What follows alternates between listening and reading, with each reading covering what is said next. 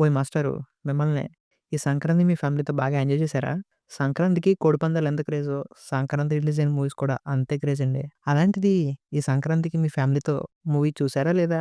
ఖచ్చితంగా చూసే ఉంటారు. మన తెలుగోళ్ళు పండక్కి సినిమా చూడడం వ్యసనం గాదు. అదొక ఆనవాయితీ అంతే. సంవత్సరం మొత్తంలో చాలా సినిమాలు వస్తుంటాయి, పోతుంటాయి. కానీ సంక్రాంతికి వచ్చే సినిమాలు మాత్రం ఒక క్రేజ్ ఉంటది. ప్రతిసారి లాగానే ఈ సంక్రాంతికి కూడా మన స్టార్ హీరో మూవీస్ రిలీజ్ అయిపోయాయి. చరణ్ గారేమో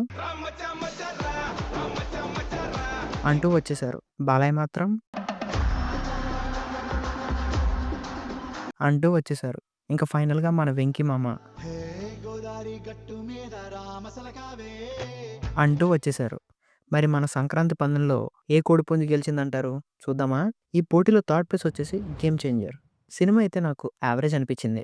మూవీ స్టోరీ లైన్ ఏదైతే అనుకున్నారో, ఒక హానెస్ట్ ఐఏఎస్ ఆఫీసర్‌కి అండ్ ఒక కరప్టెడ్ పొలిటీషియన్ మధ్య ఒక సంఘర్షణ పెరిగితే ఎలా ఉంటుందో ఆ ఐడియా బాగుంది. ఆ ఎగ్జిక్యూషనే దొబ్బింది. In fact first time 'SJ. Surya, Charan' face off scene బాగుంటుంది. ఆ తర్వాత వాళ్ళిద్దరి మధ్యన ఫేస్ ఆఫ్ సీన్స్ వచ్చినా అది ఇంపాక్ట్ కలిగించలేకపోయింది. అసలు మూవీలో పాజిటివ్ అంటే అది అప్పన్న రోలే. ఇన్‌ఫాక్ట్ మూవీ మొత్తం చూసాక అప్పన్న రోల్‌ని బేస్ చేసుకొని సినిమా మొత్తం తీస్తే బాగుండు అని అనిపించింది. నాకెందుకు అలా అనిపించిందనే కదా మీ డౌట్? చెప్తాను.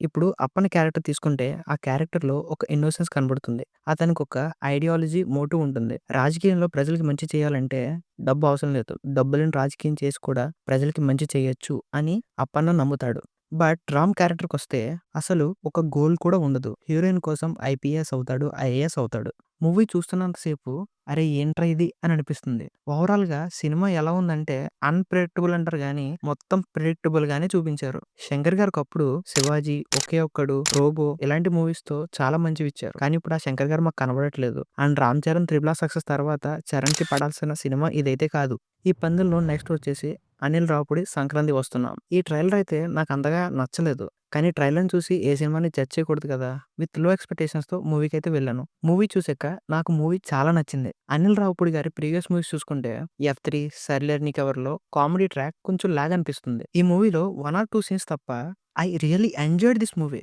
ఒక 15 ఏళ్ల వెనక్కెళ్తే మన తెలుగు సినిమాల నుంచి రెగ్యులర్‌గా కామెడీ మూవీస్ పడుతూ ఉండేవి. కానీ ఇప్పుడు commercial or content based movies మాత్రమే పడుతున్నాయి. కామెడీ మూవీస్ రావడం చాలా తగ్గిపోయింది. రీసెంట్‌గా 'మత్తు వదలరా 2'తో మన సత్యవన్న చాలా నవ్వించాడు. మళ్ళీ ఈ మూవీ తోటి అనుకుంటా మనం అంతగా నవ్వుకున్నది. ముఖ్యంగా ఈ మూవీలో చైల్డ్ రోల్ చేసిన బుల్లిరాజ్ క్యారెక్టర్‌కి థియేటర్‌లో ఆడియన్స్ పడి పడి నవ్వుకున్నారు. ఊర్లో సినిమా జరిగినంత సేపు చాలా ఫన్నీగా ఉంటుంది. తర్వాత కొంచెం గ్రాఫ్ పడినా ఎంటైర్లీ మూవీ అదిరిపోయింది. చాలా బాగుంది. ఫ్యామిలీ ఆడియన్స్‌కి పర్ఫెక్ట్ మూవీ. ఇంకా ఫైనల్‌గా మన మాస్ హిట్ వచ్చేసి 'డాకు మహారాజ్'. నాకు హైప్ ఇచ్చిన ఈ నాకు ట్రైలర్ చూసి ఏం ఎక్స్‌పెక్టేషన్ అయితే పెట్టుకున్నానో, సినిమా చూసి బయటకొచ్చిన తర్వాత కూడా అదే ఎక్స్‌పెక్టేషన్‌తో బయటకొచ్చేసా. మీరు బాలయ్య బాబు ఫ్యాన్ అయితే మీరు బాలయ్య నుంచి ఏమైతే ఎక్స్‌పెక్ట్ చేస్తారో అవన్నీ ఎలిమెంట్స్ వర్కౌట్ అయిపోయాయి. Balayya dialogues and mass action scenes. ముఖ్యంగా నాకు సర్ప్రైజ్ చేసిన ఎలిమెంట్ ఏంటంటే ఎలివేషన్ సీన్స్ అయితే మామూలుగా లేవు. ఇంకా మన తమనన్న అయితే బాలయ్య అంటే ఇంకా పూనకాలు ఎక్కిపోయాడు అంతే. ఈ పండక్కి పక్కా కమర్షియల్ మూవీ. స్టోరీ కొంచెం పాతదే అయినప్పటికీ